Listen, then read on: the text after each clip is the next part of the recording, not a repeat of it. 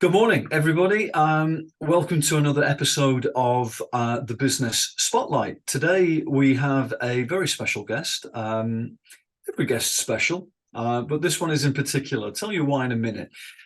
I'm going to introduce in a moment a gentleman called Dan Osullivan. He is the CEO of the Experience Specialist Group, and he is also the co-host, along with another person called Dan, the two Dans, of a brilliant podcast called We Built This Business, or We Built This Business Podcast. So have a listen, okay?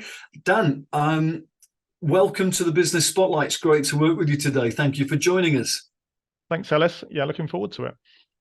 You're very welcome, Dan. You're very welcome. So just to get us rolling here a little bit, why don't you tell us a little bit about your business, about what's brought you to this point? You've obviously got a fascinating host of aspects to your group, so it'd be great to learn a little bit more. Yeah, certainly. So we have a number of different brands in the events and experiences space.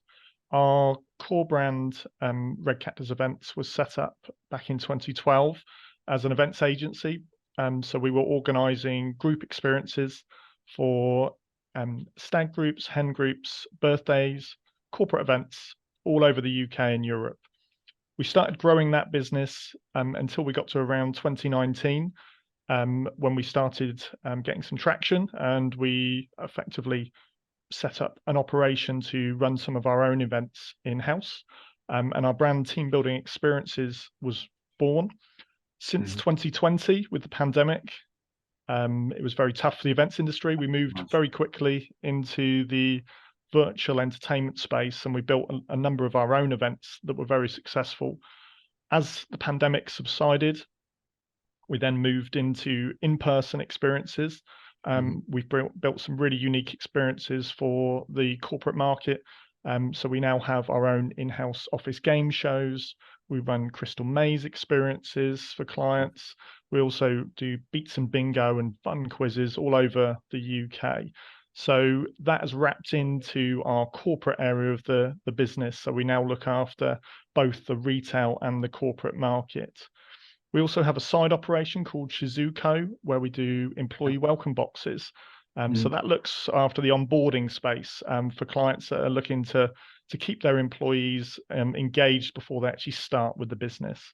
So we have a few things going on, and the We Built Your Business podcast has been going now for a number of months, and we're really enjoying the guests we have on. So yeah, that's a little bit about me, Ellis. That's fascinating stuff. Really interesting. What struck me when I was doing the research ahead of today's podcast was looking at your website, and I would recommend that anybody listening to this or watching this podcast should do the same thing. Check out the experiencepecialitygroup.com, because there are all of Dan's businesses are listed in there, and then the backstory is fascinating. And particularly, they're all relevant, Dan. Please, I'm not picking or suggesting that anyone is more relevant than another, but I'm particularly interested in the Shazoo story, and the reason being is because it's one thing, as we all know, don't we, in the business world, to learn the art of recruitment. Then we've got to learn the art of hiring, selection. Then we've got to learn the art of induction. And then we've got to learn the art of retention. So there's four fascinating aspects there to building a successful team. And you're attacking one of those key areas, which is absolutely superb. So where did that come from? Where did that seed, if you like, originate from? Yeah, so during the pandemic, we were doing virtual entertainment for companies, and they were often onboarding new starters to the business. Working from home, those starters didn't have the usual office experience, so they were arranging entertainment, game shows, quizzes, that they could meet up virtually. What they were then asking for is if we could send some gifts to them. As kind of like a welcome package for the client.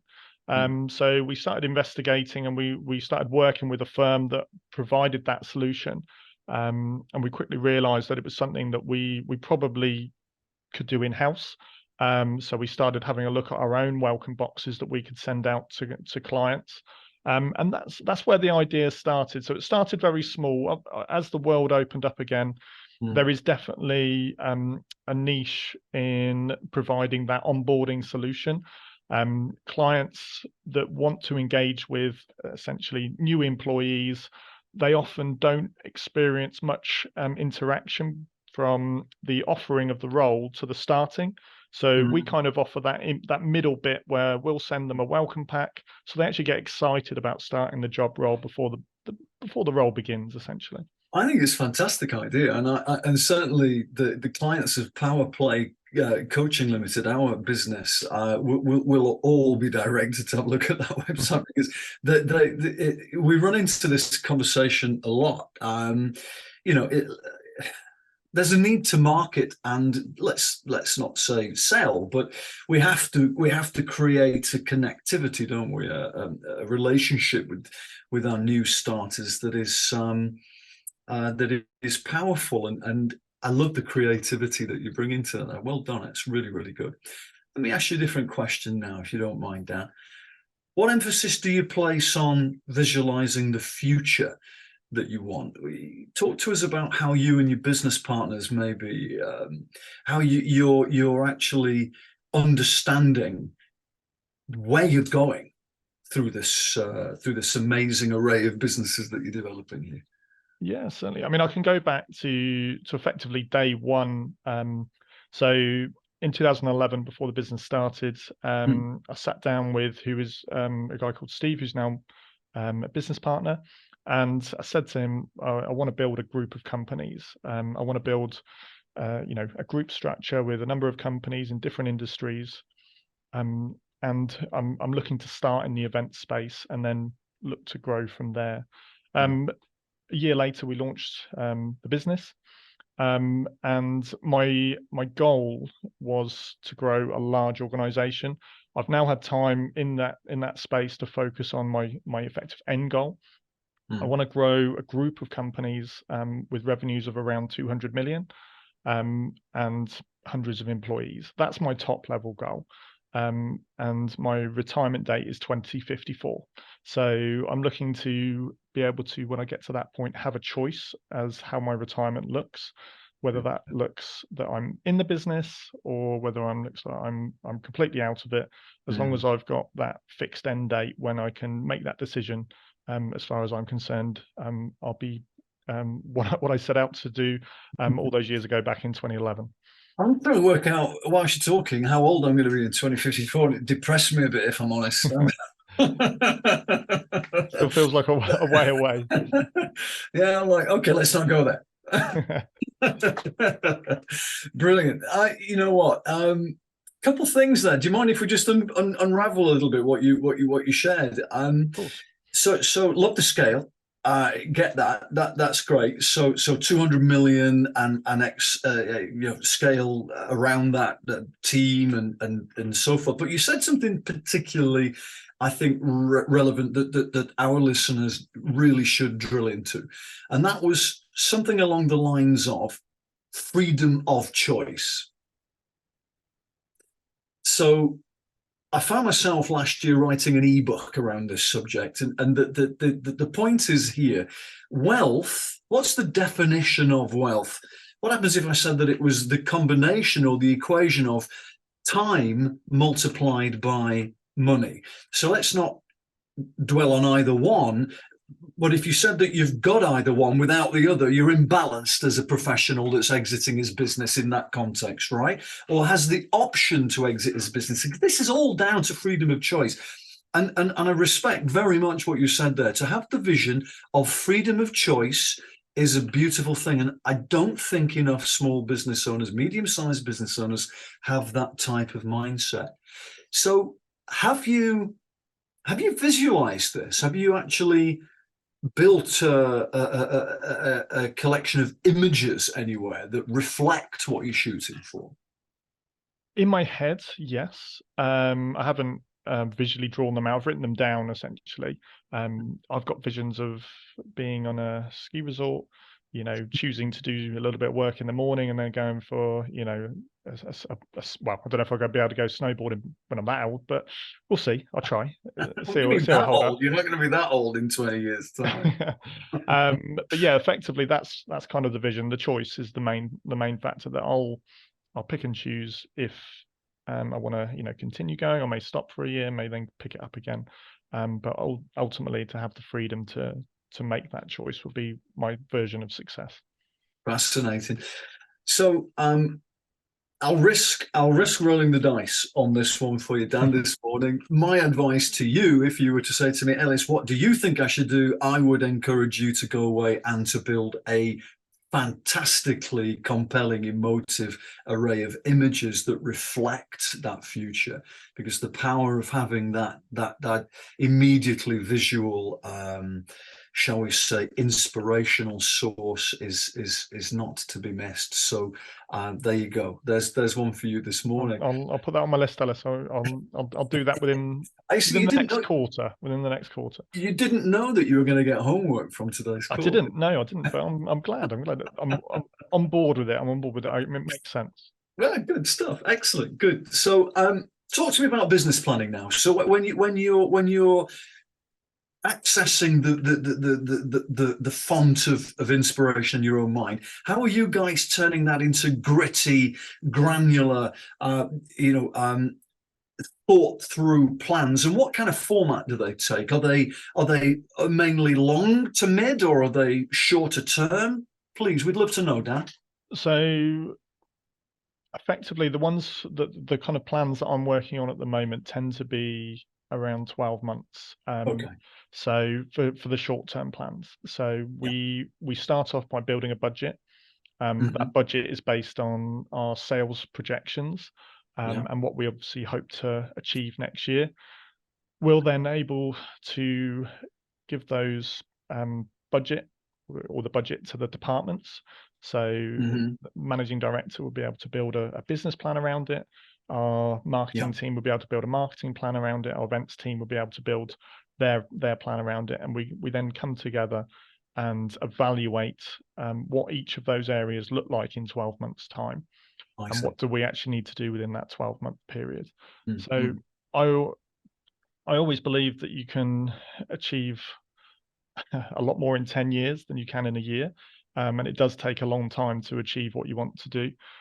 So we try and keep our goals very relative to the next kind of 12 months, because my thinking is very long term. So I'm thinking where we're going to be in a decade, but that's not very helpful for the immediate team that are looking after the day to day. So my focus on the planning comes from what's coming next. Whereas their planning needs to be on what's happening now, essentially. So that's how I do the business planning at the moment. Yeah, that's really cool. I think you remind me. I do this in podcast, by the way, so forgive me. So last time it was Branson. Today it's Julian Metcalf. Okay, he had, when he was building his business, a 30-year vision. And if you listen to his podcast, who was he interviewed by? I think it was Stephen Bartlett. He basically was saying then the power of a 30-year vision for a CEO.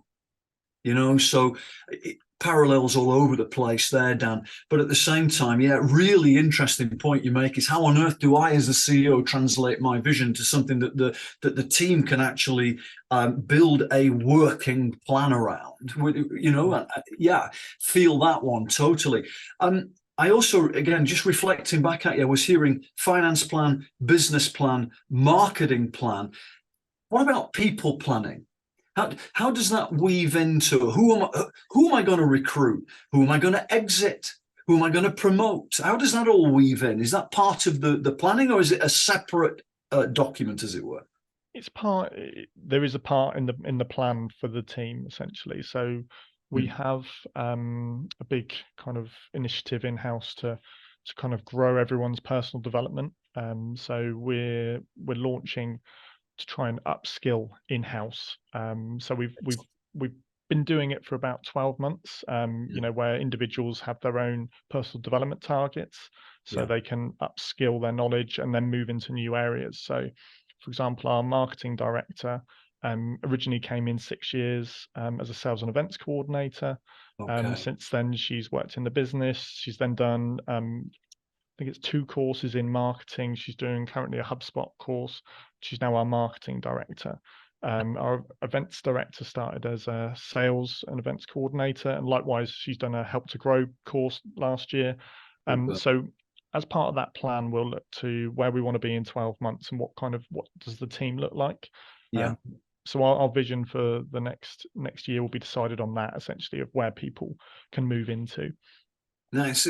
Again, it's the opportunity here is to shine a light on the things that you're achieving and that you're doing at a world-class level. This is what we want other people to be doing, because you speak in total sense there. How can you operate a business that's going to be successful over the next 20 years if you don't invest in your people? You know, the people development side of the equation is as essential as the recruitment side of it, isn't it? So, fascinating there. It made me smile, it made cringe smile. You mentioned HubSpot, but the reason being is several of our clients in the last 12, 24 months have gone through a HubSpot onboarding process, and it can be challenging, that one. I mean, it's a phenomenal product, don't get me wrong. It's brilliant. It's just taxing to get the best out of it, isn't it? It certainly is. Yeah, we're about 12 months in, and Yeah. we're still learning every day. It's a big piece of kit, and Yeah. we're probably break even on getting a return at the moment, but we're hoping long term, by the time we get to year 2, year 3, we'll start, really feeling the benefits of it. Have you read the book They Ask You Answer by Marcus Sheridan?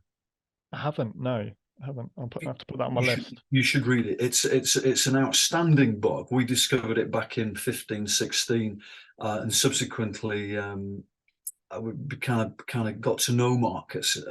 His take on inbound marketing, connecting and getting the best out of HubSpot is as good as anything I've ever read. And it's written in the format, and Marcus is a small business owner, or he was.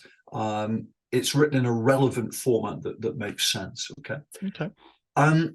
Financial advice or financial management advice, should I say? What advice would you give to a small business owner that's some years behind you where you were a decade ago, Dan? What matters? What do you think is essential in that space? I mean, I've just gone through this process in the last kind of 3 years, but effectively it's management accounts that are done on a monthly basis that are accurate is the biggest improvement that we've made in our business. We used to run on the basis of our accountant would tell us at the end of the year if we made any money. And what used to happen is some years we would make the money we thought we would, and then some years we wouldn't, essentially.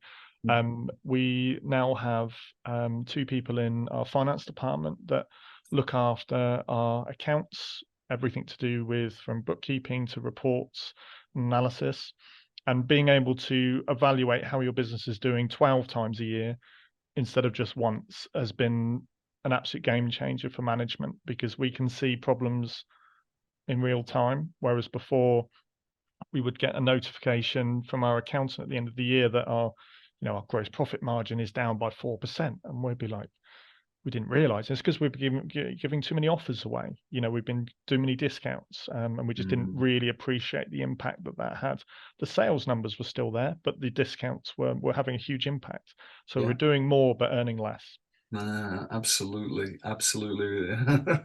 Yeah, you're taking me into coaching territory there that I'm going to resist the temptation this morning, but that's very, very, very true. The impact that discount related marketing has on a business's financial performance is scarily relevant. People don't realize. So cash flow, how are you guys, again, for the benefit of our audience, Dan, how are you guys managing cash and making sure that you're forecasting? What kind of tools are you using? So we're very lucky in our industry that we don't produce anything until we're paid. So we invoice up front, and then the payment comes in, and then we do the work later. So we often have between a 4 and 6 week lead time between being paid and doing the work. So we are always effectively cash flow positive. Yeah. with scale, that's become harder because Sure. we do have months where the money that is coming in is a lot less than going out. So we have initiated kind of client money protocols now, so that we know exactly how much money we've got is ours to use, and we run a monthly cash flow now. But the biggest driver behind doing that was the pandemic, because if we didn't have those cash flow reserves, we would have really struggled to continue after month 3. But we Yeah. did have the reserves, and we knew that we could last a good year without any further revenue. So that's something that we've implemented again, that's made a big difference. Yeah, it's again a very, very good point, worthy of further analysis. There is not stripping the business of every penny that it's producing. Yeah, in other words, lifestyle business, but in actually building a strategy around cash retention. You know, what's the, in terms of creating pots, accrual-based management, so that you know exactly what's what and what's where. There's really important stuff that you're doing that I want to say that, well, let's not put a number on it, but the vast majority of small business owners are simply not doing. So what do you identify with now? Describe yourself. What's your identity as a businessman now? Do you still see yourself as a small business owner, or do you identify with something else at this stage in your career? We're definitely a small business still, but my job has changed. So my job is to work on tomorrow. Effectively, that's what I see my job as. So everything I'm doing is effectively evaluating what we currently do and how we could do it better in the future. Mm, So HubSpot would be, an example that we've been onboarding it for about a year, and we're mm, going to see the benefits of that in a year's time, maybe 2 years after that. But it's going to take that initial pain essentially yeah. to get that, to get that embedded in the system, so that our systems and processes are much better than our competition in 12 to 18 months time. Yeah. Yeah, one of the things that we're constantly helping our clients understand is that the mindset of the CEO, the language of the CEO, in my uh, humble opinion, the language of the CEO is leverage. So if we think about the 4 aspects of leverage, we've got people, we've got technology, we've got systems and processes, and then products and services, the 4 key aspects there that the CEO is basically running the future through, if that makes sense. And some, again, congratulations on you striking me this morning as being a businessman that is identifying with that space. And it's rare, to be honest, in the small business world, and it needs to be applauded, Dan. It's excellent. Final question for this morning then. So let's go with this one. What would you say are the 2 most important aspects of growing a successful business? Take a second to reflect back on where you've come from. What are the two most important things that you would A, repeat, or B, you would say to another business owner starting out, please focus on those? What would they be? I would say for me, the first one would be building a management team. Um, I've been working on building a management team for the last couple of years, and it's been the biggest driver from us growing from a business of 6 to 16 people essentially. We've now got a good team in place with expertise in different areas in the business, so that they can now focus on growing their individual areas as an expert. Um, and then I'm able to focus on assisting them by providing the vision and how to essentially move to that next step, which is our goal is to grow that business to 25 people, essentially to almost double in size. Mm-hmm. So the management team would be the first thing I would try and build as a small business owner. The second thing would be systems and processes.